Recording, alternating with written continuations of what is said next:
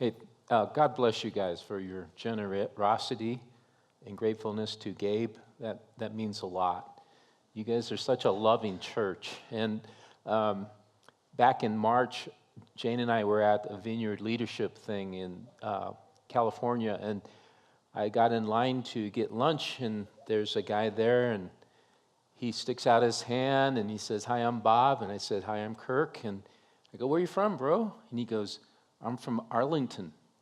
I said, "Texas?" He goes, "Yeah." I go, "Oh, dude, we need to talk." And then he goes, "Oh, you're Kirk, the Kirk." I go, "Yeah, that's me." And because I knew that Gabe had been talking to him. And so we sat down and had lunch, and I was able to give him a little more input of how amazing Gabe was and how he would really fit their church. And it's cool how the Lord just orchestrated that, and how now we're sending Gabe off, that in 2 years, the hope is that Bob is going to retire, and then Gabe and Cecilia will take over as the senior pastors there. And so it's fun watching the path that the Lord's taking them. And you all know that he's well capable of that. And so that's great.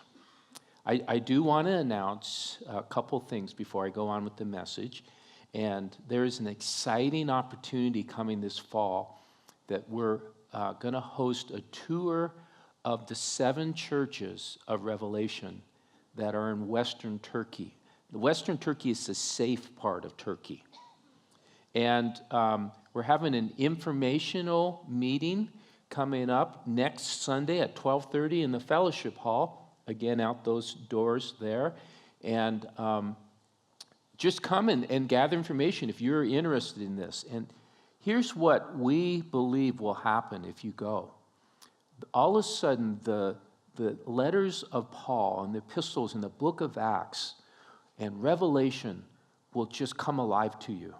That you see the actual places that Paul went to plant these churches, and the churches that the Apostle John was talking about in the book of Revelation. Those will be the very sites that you'll visit.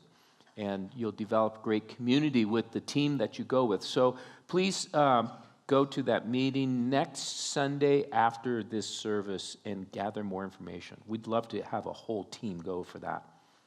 And the other thing I want to do is, again, thank you for hearing Ray Ward and I out last Sunday talking about the church planting initiative that we want to start to plant churches in unreached villages with indigenous pastors in Myanmar, Burma. And so, again, I want to reiterate, no one is under any obligation to give a cent to this, unless, after praying for the next 3 weeks, the Lord impresses on your heart to do that. And we are going to have an informational meeting on the 22nd, and it will be in the fellowship hall after this service. So if you want to stick around, there's just fun stuff happening every week. But we will have information on Petros Network, and you will be able to ask questions. We'll field your questions, and that may help you to decide whether or not you want to participate with us on that. Okay? So everyone shake your head. Say, "Okay, Sensei." The series we're starting on masks is one that our team came up with. And you guys just need to know that Tim Brown is not only a great worship leader and pastor of his team, but he's also like our producer of the services. And so he and I talk, but he's the one that comes up with all these brilliant ideas. And so he came up with masks. And the reason we came up with masks is, as you hold this up, and it sounds hollow inside. And it's because when we live behind masks, our relationships are hollow. There's no depth to them. And in our culture today, it's very difficult for us to put down the masks. Because what that would mean is we would have to be truly authentic. We would have to be honest. We would have to share our fears. We would have to share our hopes, our dreams. We would have to share our disappointments and our griefs of failures. But most of us really don't have a relationship with someone that we can truly lower our masks with. When I was in seminary, our counseling professor, Chuck Raup, he said that everybody needs a chum. And what he means by that is everybody needs a buddy, in the sense of somebody that's always in our corner, that no matter what, there's somebody that we know at any time of the day, we can pick up the phone and say, dude, I need you. Bob was just telling me that he read a book by, my mind just went blank, by Dobson, Dr. Dobson. And he said that after 30 years old, 80% of the men in the United States don't have a friend, a true friend. They have numerous acquaintances, but no friends. And so when we come to church like this, it's very possible that many of us, we don't forget to take the mask down like you saw in that video. And we put on the mask and we show up and we put on an air that is not really who we are. Many of us live in isolation. And there's a myriad of reasons why we choose to do that.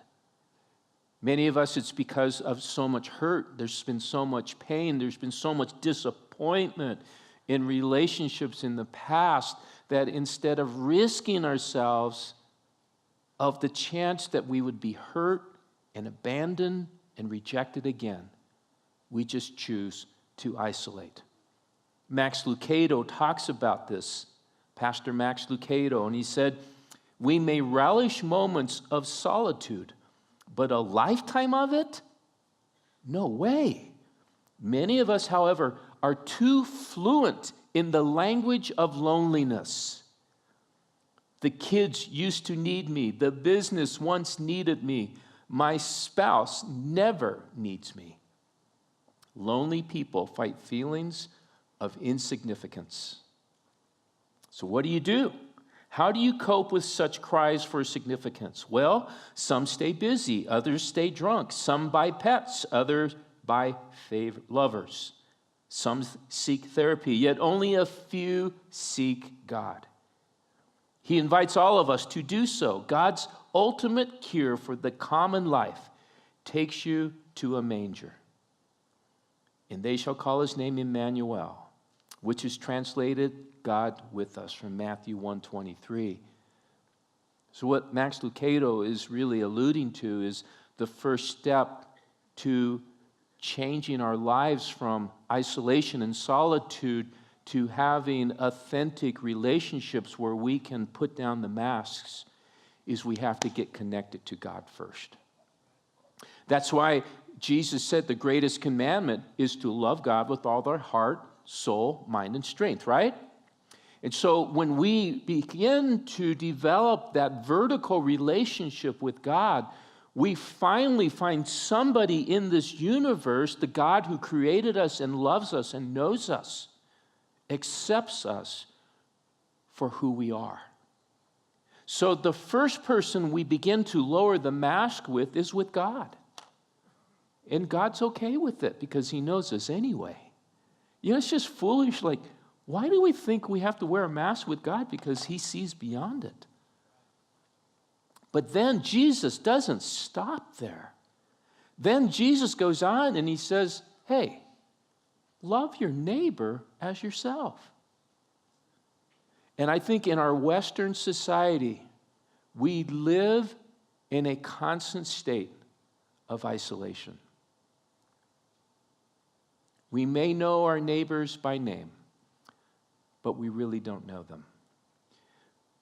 Many of us live disjointed from family, that we live in such a transient culture. We've moved away from our homes. We've moved away from our immediate family.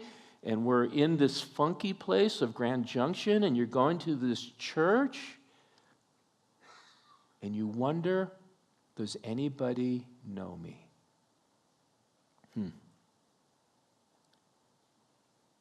And I wonder why it's so hard for us to develop those true, deep relationships.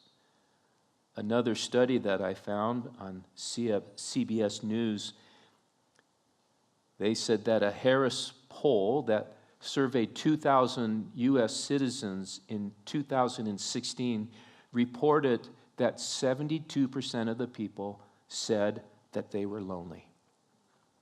72% of men and women. They interviewed Dr. Jennifer Caudell, who is a family doctor, and they asked her why she thought that this was an epidemic in the United States. She says one that she sees is health conditions like chronic pain or substance abuse lead people into isolation. A second one is mental health issues like depression. But the third one, that should be no surprise to any of us, is these things. Is people spend too much time on the internet, on computers, social networking, but they really don't spend any face-to-face time with people. It's such a vivid picture of seeing 4 millennials sitting on a bench that are all friends, and they're all on their smartphones texting. They're probably texting each other. But that's our culture today. How many friends do we have on Facebook that we really wouldn't know them if you saw them on the street?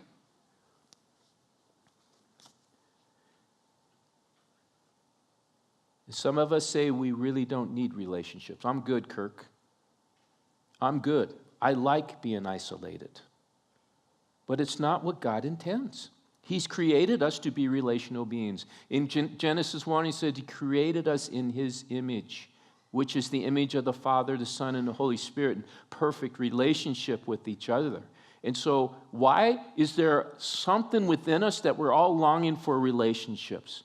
Back in the late 60s, Carole King wrote probably the most famous rock song of all time, You've Got a Friend.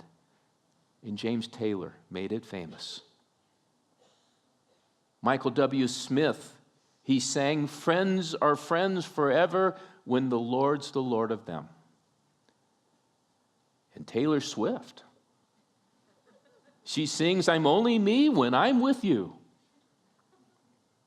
You see, for decades, artists have been writing about and singing about the longing for true relationship. But how do we find that? And one of the relationships that I see a lot in the scripture that gives me a model of true friendships, of true chums, of bosom buddies, shall we say, is Jonathan and David. We see this in 1 Samuel 17 and 18. But as we go to 1 Samuel 18, verse 1, I want to read this to you. It's such a vivid picture of two guys that understood and stepped into the power of a covenantal relationship. And it says, as soon as he had finished speaking to Saul, the soul of Jonathan was knit to the soul of David. You see that picture? And Jonathan loved him as his own soul. Love thy neighbor as thyself. And Saul took him that day and would not let him return to his father's house. Then Jonathan made a covenant with David because he loved him as his own soul. And Jonathan stripped himself of the robe that was on him and gave it to David, and his armor, and even his sword, and his bow, and his belt. And David went out and was successful wherever Saul sent him. Fascinating. When you really look into this account, it helps us to develop a deeper appreciation of what really happened here. This is unbelievable when you really unpack this. because we have to go back to chapter 17 of 1 Samuel. And in chapter 17, the armies of Israel were lined up on one side of the valley, and the armies of the Philistines were lined up on the other. And amongst the Philistines, there was a guy about my size, times 2, literally. They said the dude was 9 feet tall. He was a giant of a man, and his name was Goliath. Goliath would step out in the middle of the valley, and he would just make this challenge to all of the Israelite soldiers. He just said, send one of you out, and we'll go mano a mano. You and I battle, and the winner between us two will be the winner of the two armies. And so when these guys would see this giant come out, they'd look down the line of all the Israelites. You going to go? Shoot, no. You going to go? Heck no, I ain't going to go. Nobody would go. And so David, I love David because, he was described as short and ruddy. For some reason, I just really relate to this guy. He was probably left-handed too. But David is sent to the front lines by his dad because David was a shepherd. That all of his brothers were there lined up and heard this battle cry by Goliath, and not a one of them would step forward. And David's looking, and what we see here is in verse 26, David's response. And David said to the men who stood by him, what shall be done for this man who kills, for the man who kills this Philistine and takes away the reproach from Israel? For who is this uncircumcised Philistine that he should defy the armies of the living God? David's going, are you kidding me? None of you will go? And he goes, I'll go. And so obviously the guys go, okay, if you're dumb enough to do that, go ahead. So they take David to King Saul and they say, hey, this kid says he'll go. So Saul goes, here, you're going to need my armor. He puts on, David goes, I can't even move in this stuff. He takes it off. He reaches down and picks 5 smooth stones, and he gets his sling.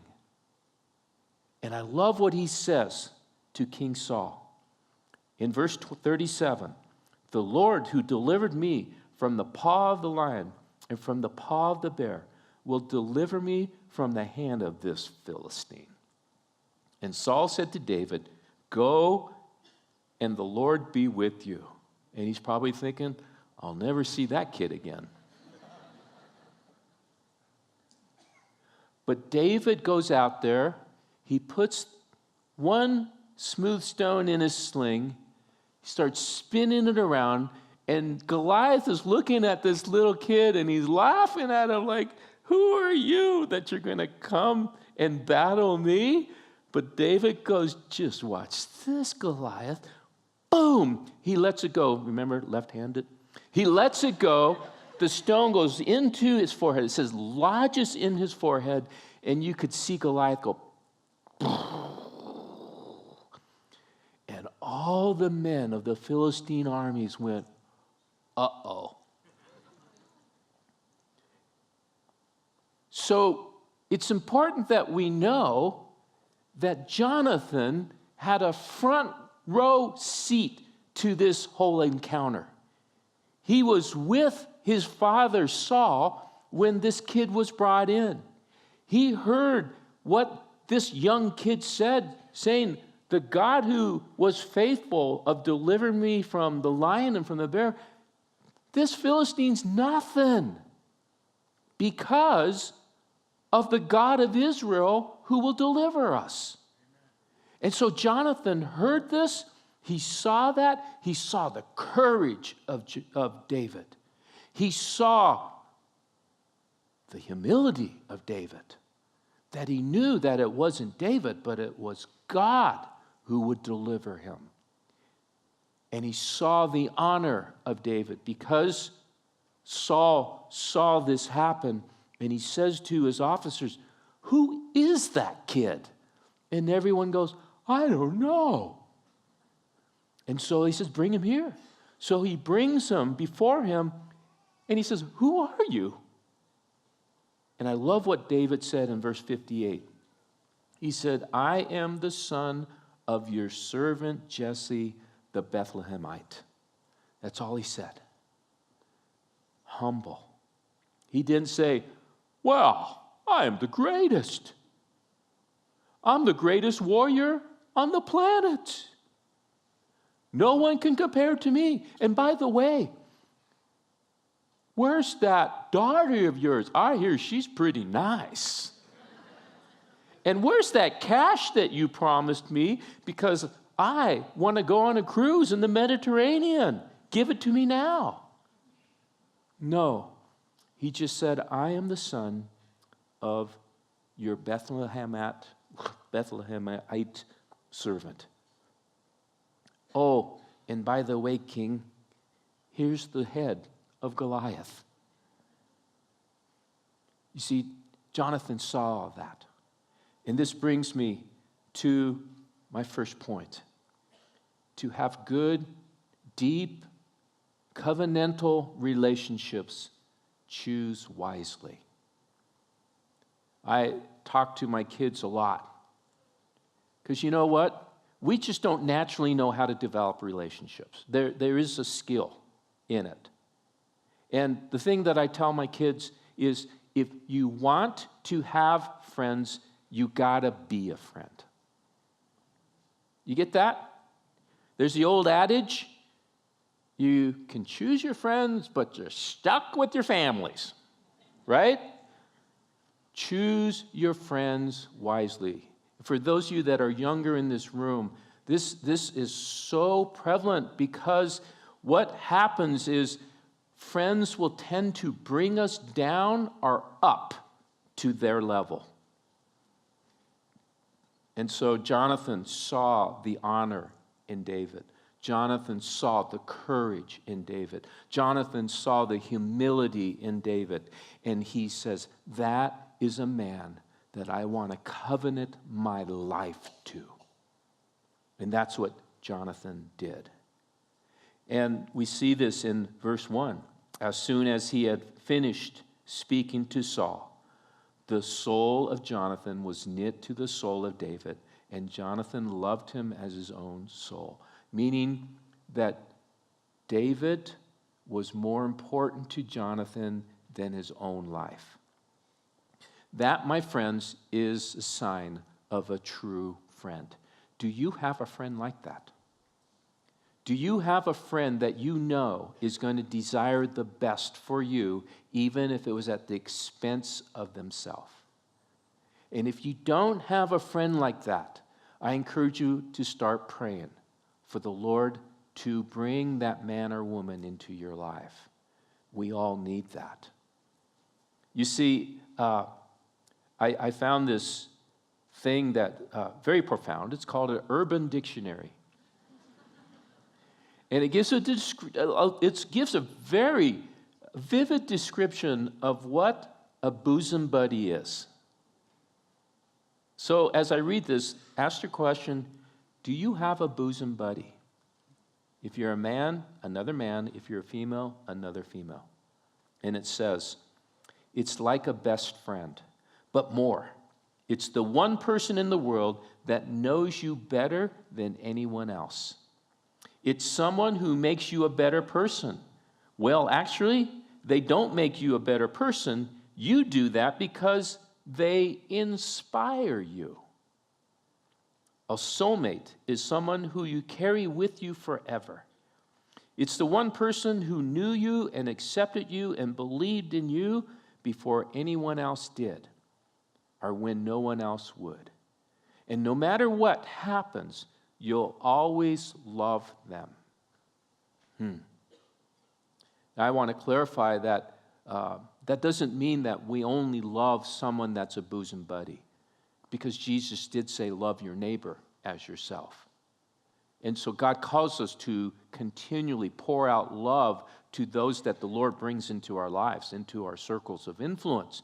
But within that, do you have one person that truly is a chum? Because the second point I want to make is friendships like this take commitment.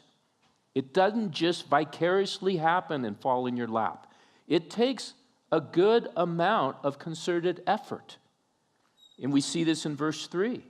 Then Jonathan made a covenant with David because he loved him as his own soul. This whole term covenant, this principle of covenant in this day is something that is so foreign to our culture today. 50 years ago, I know, if two men made an agreement with each other, what did they do? They shook hands. And there was a power in shaking hands that a man would honor his word through the shaking of hands. What do we have to do today? When two people make a commitment, they got to go before a lawyer and they got to sign documents this thick that hold them into legal agreement. Because people break promises left and right. We will tend to break promises if we can get away with it. That's the way our culture is. I have a good friend I had lunch with last week, and he's a professional here in the Valley. And he said that he has probably over $30,000 of outstanding bills that people owe him for his professional services. And he says, I probably won't get that at all. And I told him, I said, man, you're really a good volunteer. But he said, that's just the way it is. That it astounds me that people will actually hire somebody knowing that they have no intention of paying them back for their service. That's where our culture is. And so that's what translates into relationships, is that we have no understanding of the power of covenant and what it means to be men and women of our word and standing with somebody for a lifetime. That's what a covenant agreement means. I have a blessing of having a brother. He lives in Denver, but we met the year after we both became Christians at Young Life Malibu Club. We went up and were on work crew together at Malibu. He was from Boulder and I was from Wheat Ridge. And he was he's 6'3". I'm 5'2", and in college he weighed the same as me. So needless to say, we called him Sticks. And we used to walk around CU campus, and I would give him a piggyback ride. And as I was walking, he could walk on the ground because his legs were so long. But we were best man in each other's weddings. And Wayner and I have always had this covenant with each other that we are there for each other. And 40 plus years later, we've lived that out. He's the one friend that I have that periodically he'll just call me and say, hey, Yamo, how's it going? And he's genuinely interested. 10 years ago, many of you that were here, you remember that I thought I was a young man and I was snowboarding and tore my Achilles tendon. So the first person I called was Wayner, because he's a PA for an orthopedic surgeon and his wife is a physical therapist. And so they immediately got in their cars in the dead of winter and drove over the hill to come check on me after my surgery. And, he is a good friend to have when you get to this age. But he has absolutely no empathy. And I said, Wayner, why is this happening? He goes, Kirk, you're getting old. I said, I know, but that doesn't help me. But he's the one friend that I have that I know if I called him at 2 in the morning, and I said, Wayner, I need you, bro. He'd get in his car, and he'd drive over to be with me. Do you have a chum? Do you have a bud? Because the third thing is friendship takes sacrifice. We see this in verse 4 of 1 Samuel 18. It said, and Jonathan stripped himself of the robe that was on him and gave it to David, and his armor, and even his sword and his bow and his belt. You see, you have to understand the significance of this act. Jonathan was the oldest son of King Saul, the first king of Israel. He had on his royal robe because he was the heir apparent of Saul. That when Saul eventually would cease to exist on this earth, then Jonathan would step up as the heir to be the next king over Israel.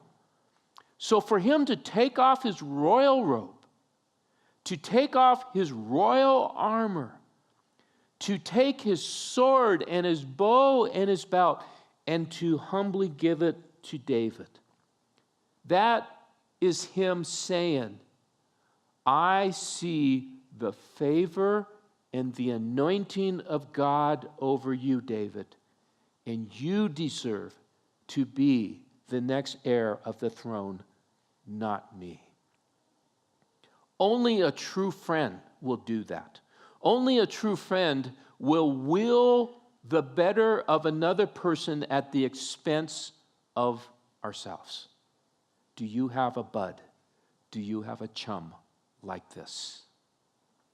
And again, I got to keep reiterating, if you want this, we got to be this. That's the kind of friends that other people need. And so to be a friend, you got to be a friend. You see, Jonathan saw the humility of David. Jonathan saw the courage. It was obvious, so obvious to Jonathan that God was with this guy because he took down that giant Goliath. Only someone with God with him could do that. Wow, this is so powerful. You know, Jane and I been married 33 years, and we went and celebrated our anniversary this last week, and we went to Denver, to Coors Field, to see the Eagles for our anniversary. It was awesome, man. I could hardly talk the next day because I was singing every song with them, and I'm not supposed to do that. But while we were there, we found out that my sister's ex-husband's wife, are you tracking with me? She had just died. She was the sweetest lady. And so we decided, we were supposed to come back Friday. We decided to wait for the funeral yesterday morning. And we went to the funeral, and it was really a sweet church, and obviously smaller than here, but it was packed. They had to bring chairs in. And we didn't know Jan that well. We had just met her a few times, and we really liked her. She really was a sweet lady. And I was thinking, how does she get Rex? No, I'm just kidding. But anyway, she died, and all these people were there to honor her. And the story after story after story was Jan was like a David and Jonathan. That she was so humble, but she was so genuine and authentic, and she just loved people, and she served people, and she loved kids, and she reached out to kids, and she reached out to people in their church community. And so the whole church and many other friends came to the church to commemorate the passing of a wonderful, loving woman. Jan had a lot of friends, and you could tell by the accolades that were given to her. And with that, I want to bring up the worship team, please. You see, many of us as I talk about this, you're looking at me like, yeah, I don't know how to do this, Kirk. But I think there's steps you can take to start learning. And like James Dobson said, 80% of men over 30 years old don't have true friends. But that can change by the grace of God. Steve Saccone wrote the book Relational Intelligence. Listen to this. This is very profound what he says. Jesus told us that love would be our unifying theme of humanity and the powerful reflection of who he is. He created us as relational beings, designed to love one another so that in a human way of love, his divine love would mysteriously change us, and his love would then be revealed to others. This is the power of a church that becomes a loving community. Love is who God created us to become, so the world would see and know him through us. When we love people well, we become the proof of God. How do we love well? By asking God to give us a Jonathan or a David. And asking God, God, give me the grace to be a Jonathan or a David. And then ask God to begin that process. And so remember Dr. Caudell, the woman that was interviewed by CBS News. She talked about the path to developing good relationships. And I like this, what she said. The first one is reconnect with a church, synagogue, or mosque. I would recommend the first. And many of you are here maybe beginning to try to connect to people in this church. And again, I'm going to ask you, come to First Sunday, just down the fellowship hall. We have amazing pizza for you. The second thing, this may be hard for many of us.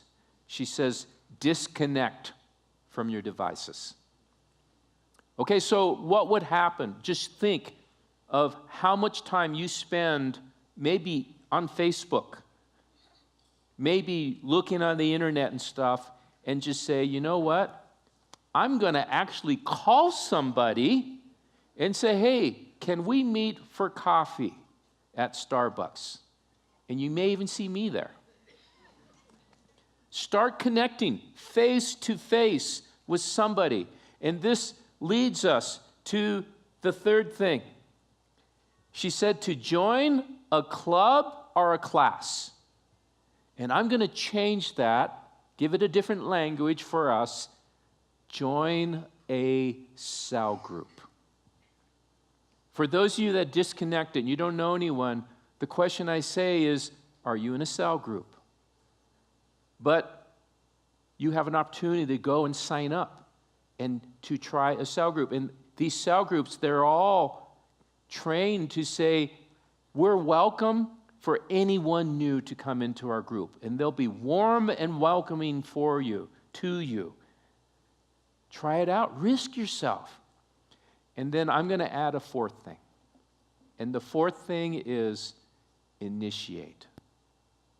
I tell our kids all the time, because I've learned this. If we don't initiate, you will sit at home and stare at the drapes until Jesus comes.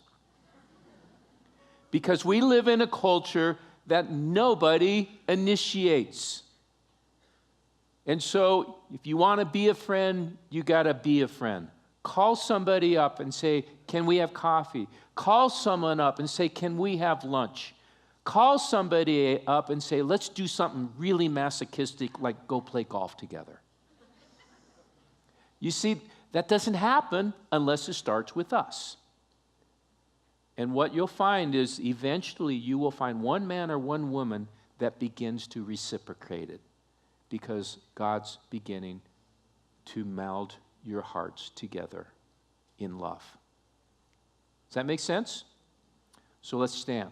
And as we're standing and worshiping the Lord, Let's ask the Lord to begin a movement within our lives that we can develop true, authentic Jonathan David relationships. We all need a bud or a chum, every one of us.